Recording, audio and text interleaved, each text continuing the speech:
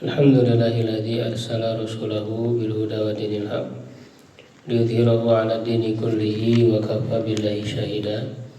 Asyhadu an la ilaha illallah wahdahu la syarika lah wa asyhadu anna Muhammadan 'abduhu wa rasuluh alladzi la nabiyya ba'dah.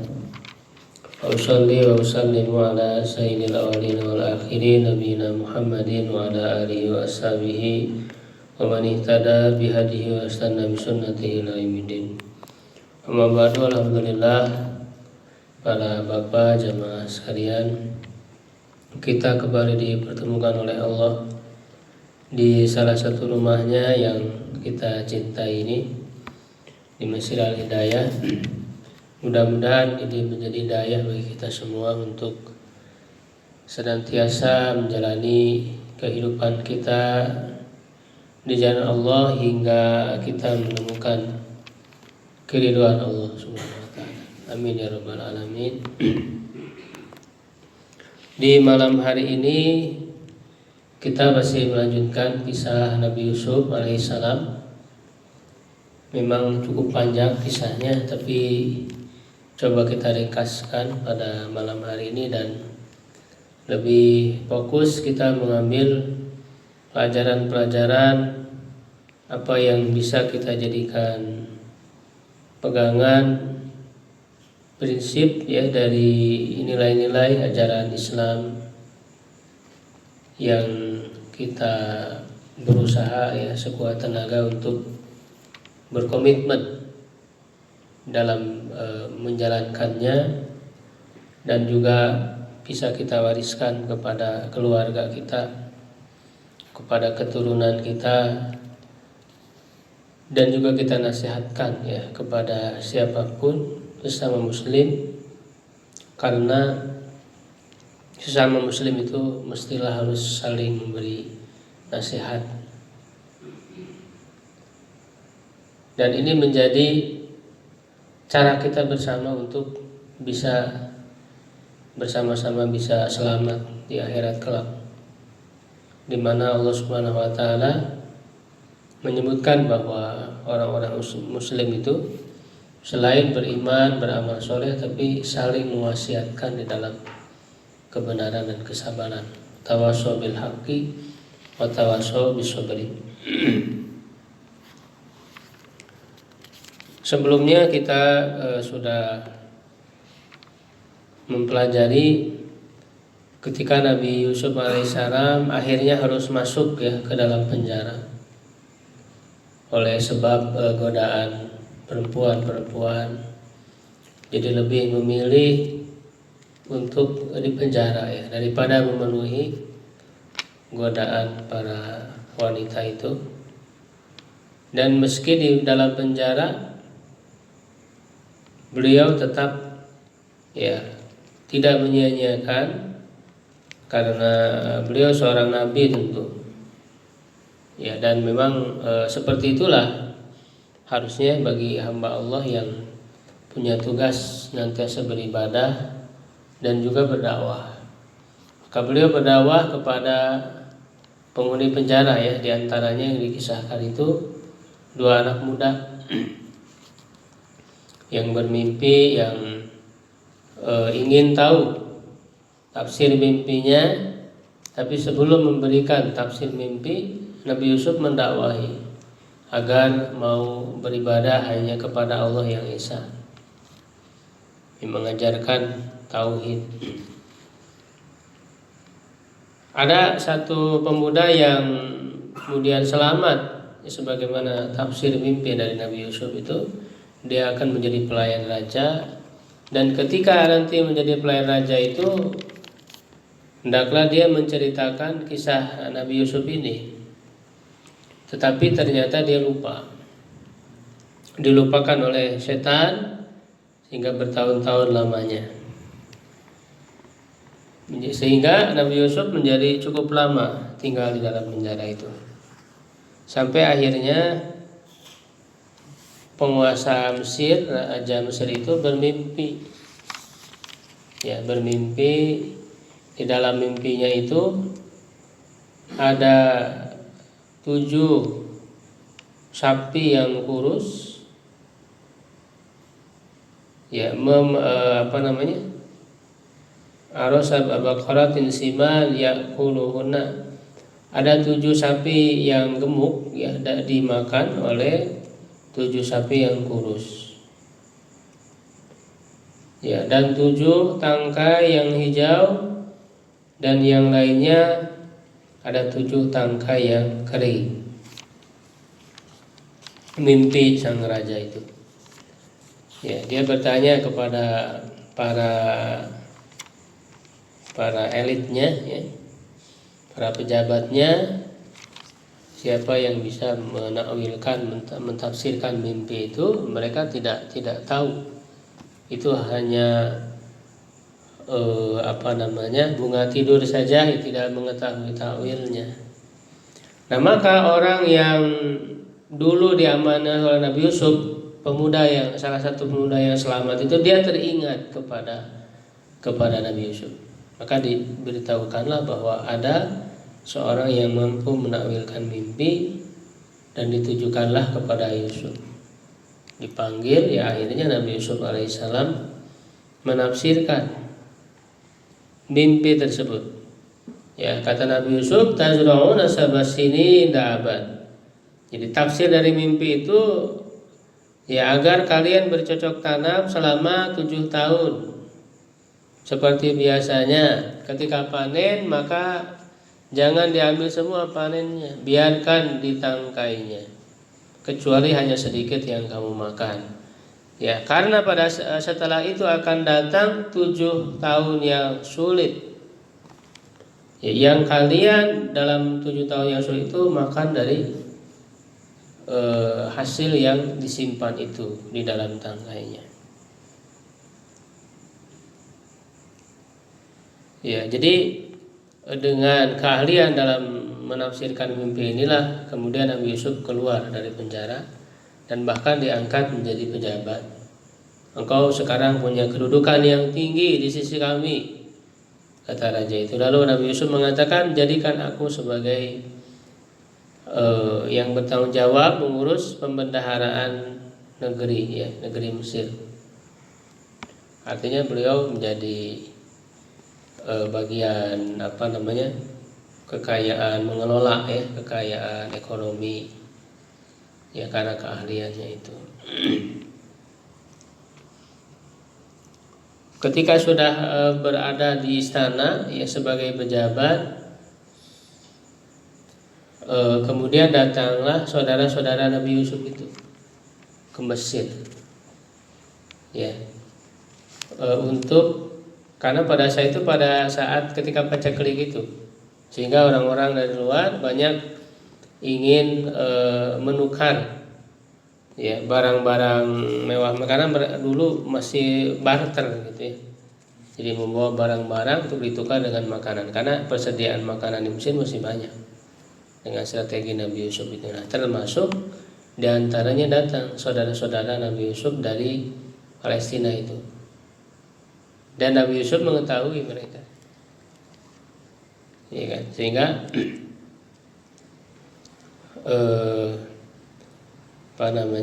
tapi di situ tidak ada Bunyamin tidak ikut. Sampai kata Nabi Yusuf, kalau kalian kembali lagi supaya aku berikan lagi, maka kalian harus membawa saudaramu, yaitu Bunyamin itu. Ya, mereka juga menjadi kesulitan karena Bunyamin adalah anak yang juga sangat dicintai oleh Nabi Yakub. Ya, sejak Nabi Yusuf itu hilang, ya maka Bunyamin yang lebih dicintai oleh Nabi Yakub, sehingga saudara-saudaranya ini ya merasa akan kesulitan untuk mengajak saudaranya Bunyamin itu. Ya, sampai nanti pulang ke tempatnya disampaikan bahwa kita tidak dilarang lagi untuk datang ke sana, bisa mendapat makanan, kecuali harus membawa saudara kita yaitu Bunyamin. Ketika dibuka makanan yang mereka bawa itu ternyata barang-barang yang mereka bawa untuk ditukarkan itu dikembalikan lagi oleh Nabi Yusuf, dikembalikan lagi kepada mereka. Ya. Nah, disitulah kemudian ketika disampaikan kepada Nabi Yakub agar membawa Bunyamin, ya maka Nabi Yakub mengatakan, aku tidak akan melepaskan ya Bunyamin itu bersama kalian sampai kalian memberikan kepadaku perjanjian dari Allah. Ya, sampai kemudian Nabi Yakub dan juga mengingat ya bagaimana aku bisa percaya kepada kalian seperti halnya dulu, ya kan, aku melepaskan Yusuf untuk kalian. Nah, disitulah ada maksud Nabi Yusuf agar membuat teringat lagi kepada Nabi Yusuf. Jadi membuat teringat. Pada akhirnya kemudian diizinkan oleh Nabi Yusuf, oleh Nabi Yakub ya bersama saudara-saudaranya itu untuk kembali ke Mesir. Ketika sampai kepada Yusuf, nah maka Nabi Yusuf berkata kepada Bunyamin ini, aku adalah Yusuf. Sehingga Bunyamin itu mengetahui ya bahwa itu adalah Yusuf. Dan dia memiliki taktik ya agar Bunyamin bersama Yusuf, yaitu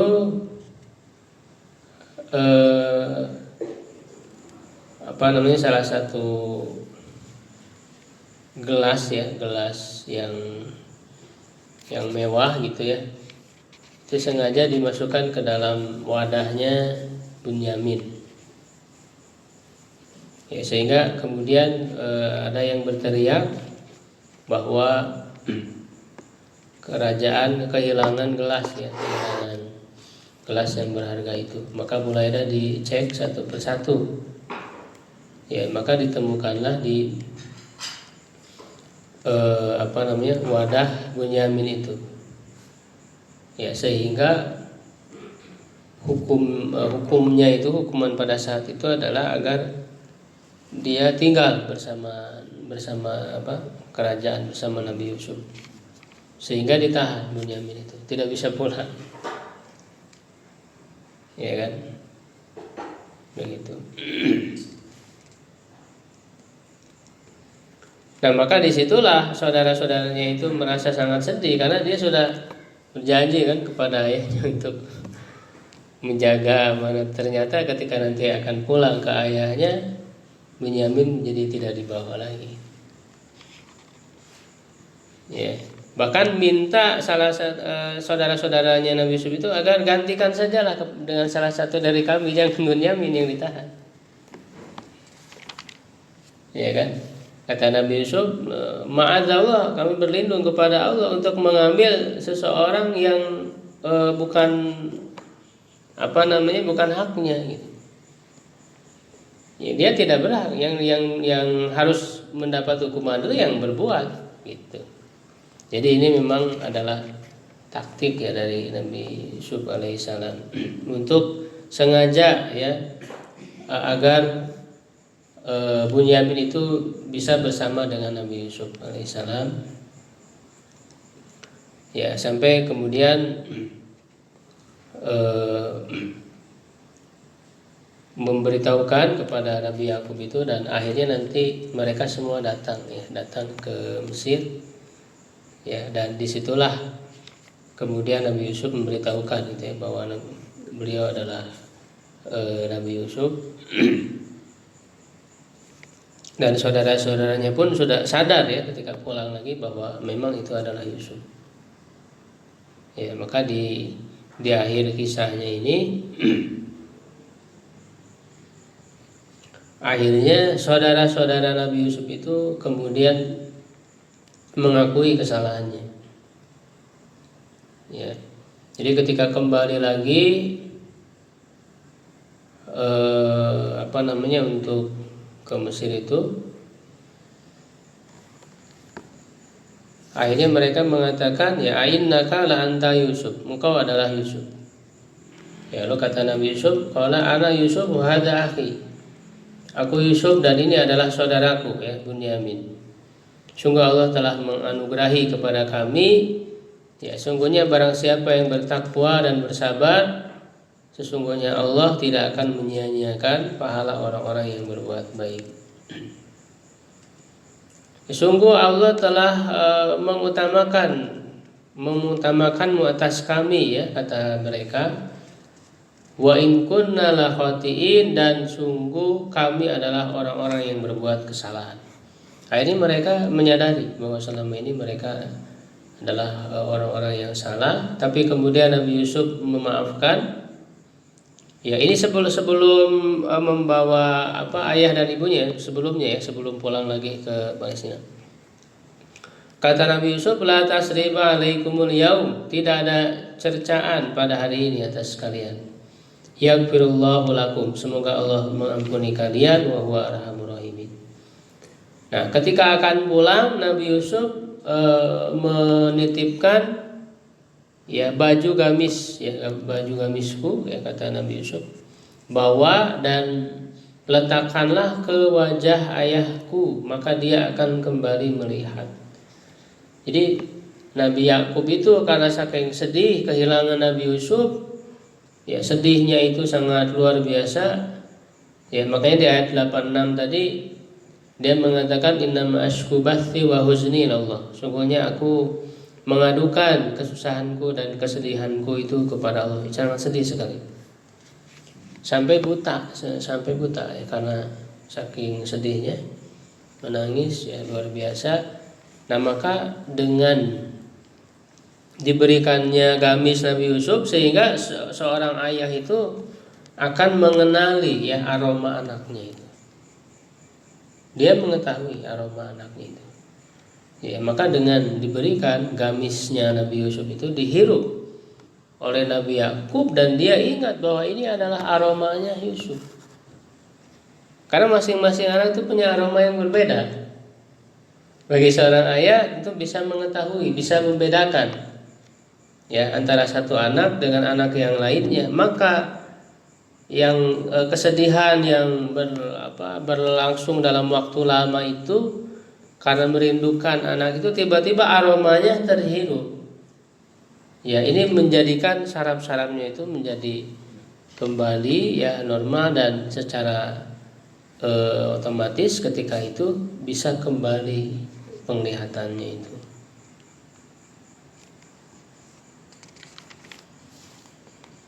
Ya, bisa kembali melihat.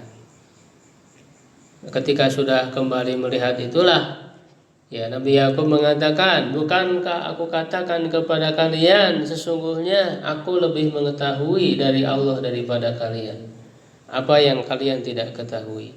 Lalu mereka, ya, memohon ampun. Qalu ya abana astaghfir lana dzunubana. Wahai ayah kami, mohonkanlah ampun bagi kami dari dosa-dosa kami, inna kunna khatiin. Sesungguhnya kami adalah orang-orang yang bersalah. Qala saufa astaghfiru lakum rabbi innahu huwal ghafurur rahim. Ya, jadi inilah perjalanan panjang, ya, sebuah keluarga yang harus menjadi pelajaran bagi kita. Yaitu apa? Ya, banyak, ya, pelajarannya, diantaranya bagaimana kesabaran seorang ayah menghadapi sikap anak-anak. Ya, anak-anak itu tidak akan sama, akan berbeda, ya kan? Sifatnya berbeda-beda. Ya, bagaimana kesabaran Nabi Yusuf, kesedihan yang dalam waktu yang lama itu, ya, menghadapi anak-anaknya itu, tetap beliau bersabar. Ya, selalu bersabar, menjadikan kesabarannya itu fasabrun jamil, kesabaran yang indah, yang tidak diikuti dengan kekecewaan, ya, tidak diikuti dengan perbuatan-perbuatan yang keluar, ya, dari syariat Allah. Jadi kesabaran yang indah, ya kan? Maka kesabaran Nabi Yakub itu berbuah, ya, menghasilkan di akhirnya, yaitu anak-anaknya yang tadinya nakal, yang tadinya mereka itu sangat keras kepala, bahkan rela ya mencelakakan saudaranya sendiri. Pada akhirnya di ujung kisah mereka menyadari kesalahannya dan memohon ampun. Ya, mohon ampun. Ini buah dari kesungguhan ya, kesabaran. Dan pada akhirnya mereka datang kepada Nabi Yusuf semuanya, satu keluarga itu, dengan ayah, dengan ibunya, ya. Lalu kemudian Nabi Yusuf mengangkat rafa'a abawaihi, mengangkat kedua orang tuanya itu, ayah ibunya, di atas singgasana bersamanya, wa kharru lahu sujadan, dan mereka semuanya bersujud kepada Yusuf. Maka kata Nabi Yusuf, wa qala ya abati hadza ta'wilu ru'yaya min qablu. Wahai ayahku, ini adalah takwil, tafsir mimpiku yang dulu. Qad ja'alaha rabbi haqqo, sungguh Tuhanku telah menjadikannya kenyataan.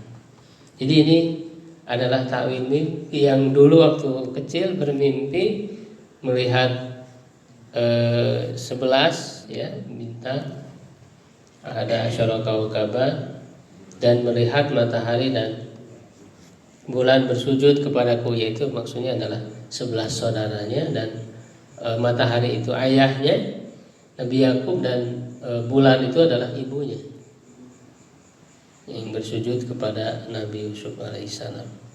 Tapi sujud itu bukan sujud menyembah, sujud penghormatan yang syariat sebelum Nabi Muhammad ya masih dibolehkan seperti itu. Tapi dalam syariat Nabi Muhammad tidak boleh ya, menghormat dengan sujud tidak boleh.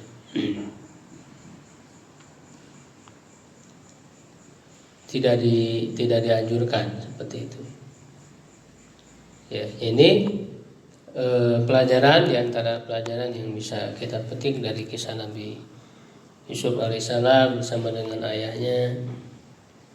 Ya, dan memang inilah Nabi Yakub itu dikisahkan tidak bersama dengan kaumnya ya, bagaimana beliau berdakwah misalnya seperti nabi-nabi lain. Justru kisah beliau hanya dengan anak-anaknya, dengan keluarganya.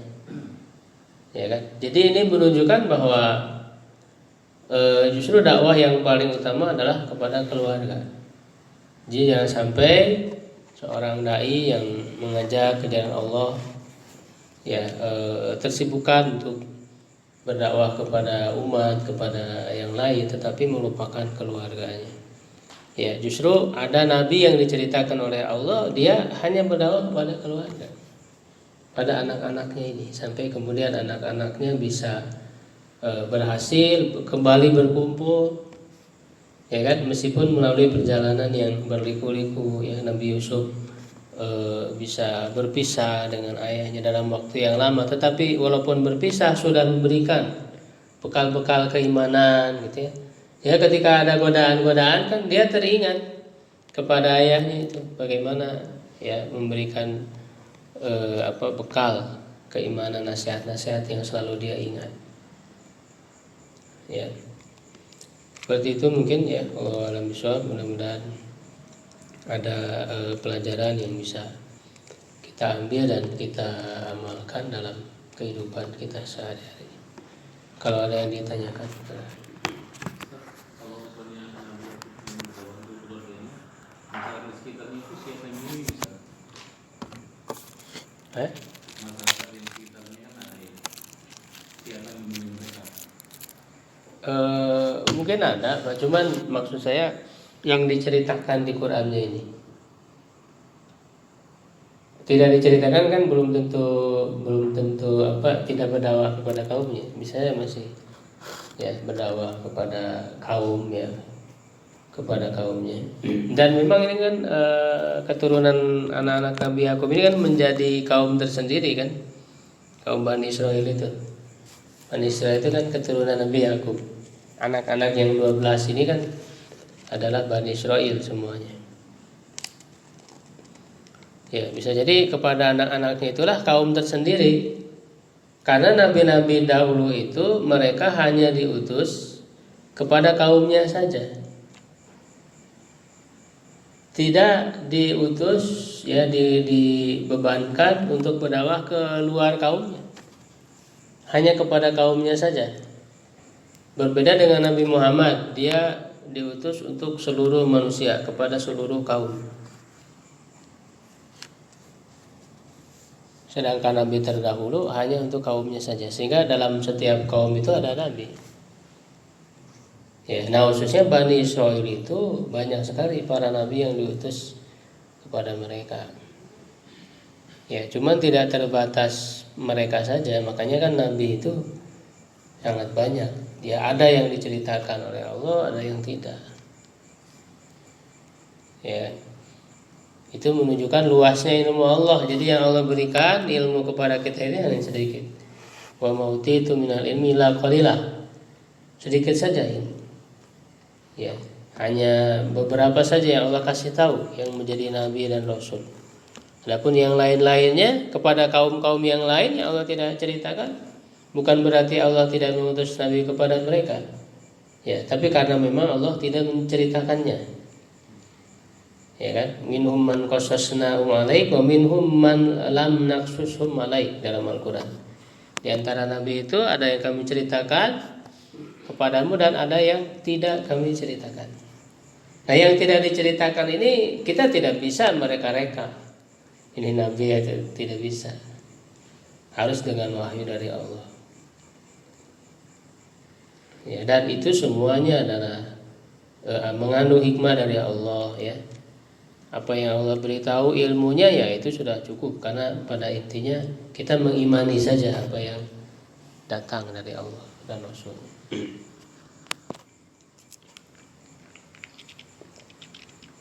Kalau ada ayat yang menerangkan di antara keutamaan Nabi itu ada Ustaz. Ada surat di antara keutamaan Nabi itu masing-masing. Di antara apa? Ada di Al-Quran di antara kamu itu ada Rasul atau apa ya? Itu maksudnya itu ayat yang dulu itu apa? Di setiap ayat. Di antaramu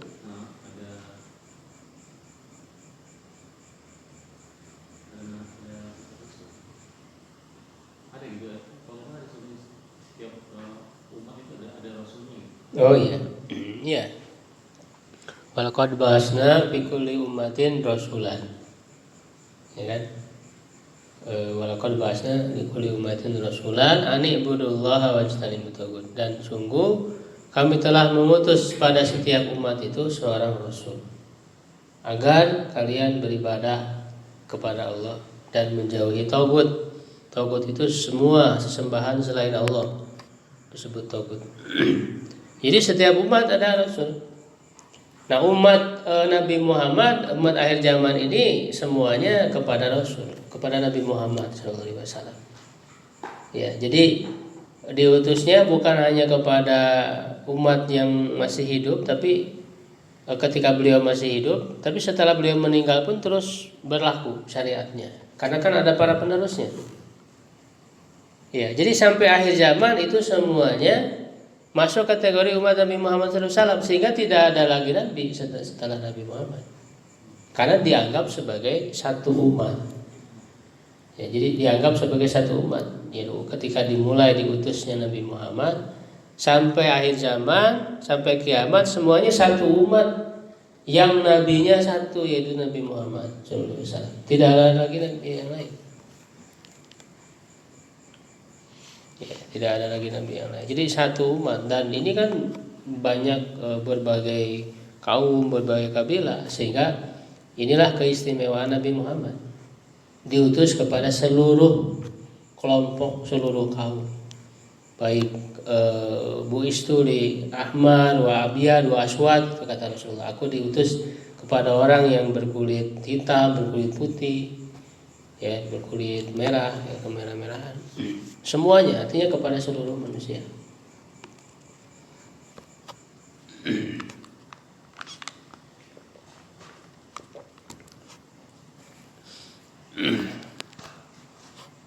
Ada Pak? Nabi Yakub ya. Apakah Nabi Yakub sudah dikasih wahyu itu juga dia sabarnya itu, kalau kita kan marah pada kakaknya, dia kan marah kan sabar. apakah dia boleh tahu sambil tunggu lagi dulu apabila ada wahyu gimana? Lalu lepasan gimana? Ya tentu itu menjadi sifat seorang nabi ya. Jadi apa namanya sifat seorang nabi ya dia bersabar ya menghadapi anak-anaknya. Adapun terhadap hal-hal yang belum terjadi akan terjadi kan tidak semuanya diberitahukan oleh Allah. Jadi kalau semuanya udah tahu nanti akan bertemu dengan Yusuf itu kan ya kan mengurangi kesabaran ya. Dalam arti ya kan sudah tahu. Tapi itu ujiannya kan tidak di situ. Justru ujiannya tidak semua yang akan terjadi itu diberitahukan kepada Nabi Yakub. Justru karena dia tidak tahu itulah ya di mana keberadaan Nabi Yusuf, apakah akan bertemu atau tidak. Itu yang membuat sedih kan sampai buta. Kalaulah oleh Allah dikasih tahu keberadaannya di mana, bahkan jadi pejabat, nah itu kan justru tidak akan sampai sedih itu gitu. Disusul. Iya. Gitu. Jadi nggak dikasih tahu, Pak, nggak dikasih tahu secara ini oleh Allah. Walaupun dia Nabi Yakub nabi itu ya dapat wahyu dari Allah. Ya kan? Tapi dapat wahyu itu kan bukan berarti memberitahu semua yang akan terjadi. Hanya sedikit saja yang diberikan. Tapi di ayat-ayat awal sebelumnya itu kan sempat diutarakan oleh Nabi Yusuf. Kayak mengimpi gitu kan. Ya, 11 bintang sama matahari 12 itu. Dia tidak usah diceritain siapa-siapa gitu. Jadi mungkin ada firasat atau apa gitu yang jadi seolah-olah dia kayaknya bakalan tahu gitu sudah dikasih tahu. Tapi kalau lihat ayat setelahnya sampai sedih kan memang ya kayaknya belum tahu gitu. Ya artinya kan mimpi itu hanya isyarat ya yang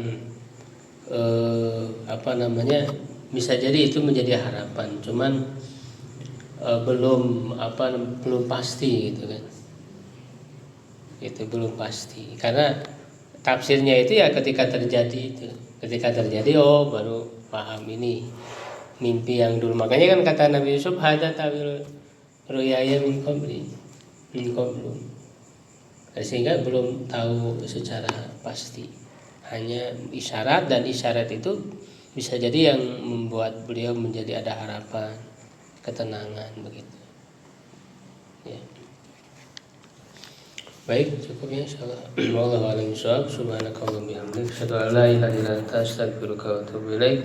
Qul qawli hadza wa astaghfirullah li wa lakum. Assalamualaikum warahmatullahi wabarakatuh.